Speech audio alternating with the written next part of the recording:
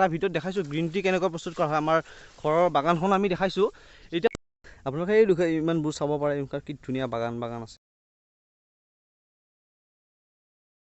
নমস্কাৰ বন্ধুসকল, আপোনাক সকলোকে মোৰ ইউটিউব চেনেললৈ স্বাগতম জনাইছোঁ। আজি আপোনালোকৰ লগত এটা বৰ ধুনীয়া এটা প্লেছত আপোনালোকক লৈ যাম, সেইকাৰণে সকলোৱে মোৰ ভিডিঅ'টো যেনে চাই থাকে। তেনেহ'লে এতিয়া আমি যাবলৈ ওলাইছোঁ, এতিয়া ঘৰৰ পৰা ওলাইছোঁ, বাইকৰ চাবি লৈ লৈছোঁ। এতিয়া যাওঁ, আমি ঘৰলৈ যাব লৈছোঁ, বাইকখন ওলাই ৰাখি থৈ দিছোঁ। এতিয়া মোৰ এজন লগ আছে, তেওঁ লগজন লগ ধৰি কেনে যাওঁ, তেওঁ ৰঞ্জিত সৰুণীয়া, তেওঁৰ লগত যাওঁ আৰু এতিয়া আমি আৰু বাইকৰ চাবিটো ভৰাই লওঁ।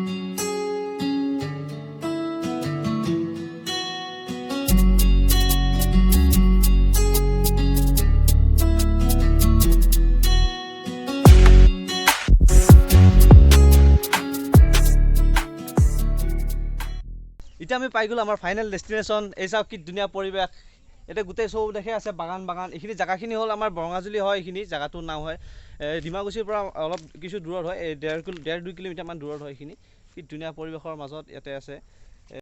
আপোনালোকে এই ইমানবোৰ চাব পাৰে কি ধুনীয়া বাগান আছে। এইফালে গোটেই চাহপাতৰ বাগান আছে। এইবোৰ যোনবোৰ চাহপাত বাগান, ইয়াৰ চাহপাত ইয়াৰ পৰা উৎপাদন কৰা হয়, সেইবোৰ গোটেই আমাৰ ইয়াতে বৰঙাজুলি ফেক্টৰী তাতে বনোৱা হয়। তাৰপিছত তাৰ পৰা গোটেই যিমানবোৰ আমাৰ চাহপাত বনোৱা হয়, সেইবোৰ গোটেই অল অভাৰ ইণ্ডিয়াত, তাৰ বাদেও বাহিৰতো এক্সপৰ্ট কৰা হয়।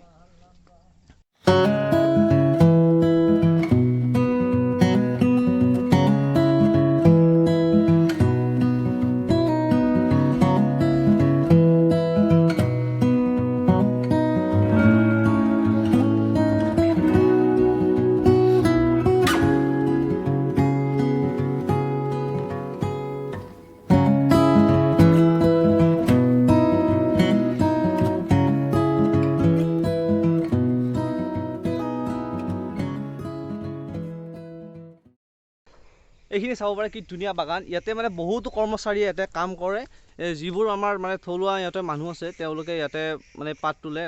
তেওঁলোকৰ ঘৰ ইয়াতে কাষতে থাকে। আপোনালোকে চাব পাৰে এইবোৰ পাত ছিঙা, এইবোৰ সৰু সৰু কলিবোৰ ছিঙিব পাৰে। মই আপোনালোকক এটা ভিডিঅ'ত দেখাইছোঁ গ্ৰীণ টি কেনেকৈ প্ৰস্তুত কৰা হয় আমাৰ ঘৰৰ বাগানখন আমি দেখাইছোঁ। এতিয়া বৰ্তমান আপুনি চাব পাৰে আমাৰ ডিমাকুছিৰ পৰা কিছু আঁতৰ বৰঙাজুলি নামৰ ঠাইখনত ওদালগুৰি অঞ্চলৰ, এই আমাৰ ওদালগুৰি ডিষ্ট্ৰিক্টৰ সকলোতকৈ বৃহৎ এইখন হ'ল আমাৰ বৰঙাজুলি বাগান। এইটো চাব পাৰে কি ধুনীয়া বাগান।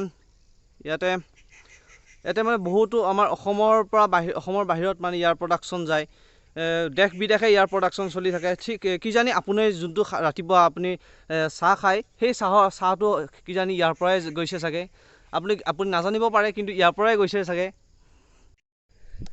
এতিয়া মই ইয়াতে বাগানৰ অলপ ভিতৰলৈকে সোমাই আহিলোঁ। ইয়াতে বাগানৰ ভিতৰত চালেও বৰ্তমান এতিয়া গধূলি সময় হৈছে, কিন্তু হ'লেও মই অলপ আহিছোঁ সাহস কৰি। কিন্তু ইয়াতে এই গধূলি সময় বা অলপ টাইমত ইয়াতে হাতীৰ প্ৰৱেশ আহে, সেইকাৰণে আমি সোনকালে যাব লাগিব।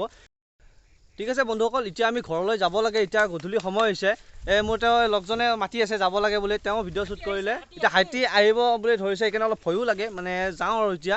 বন্ধুসকল, ভিডিঅ'টো আপোনালোকে চাই যদি ভাল পাইছে তেনেহ'লে লাইক, কমেণ্ট, শ্বেয়াৰ, ছাবস্ক্ৰাইব কৰি দিব।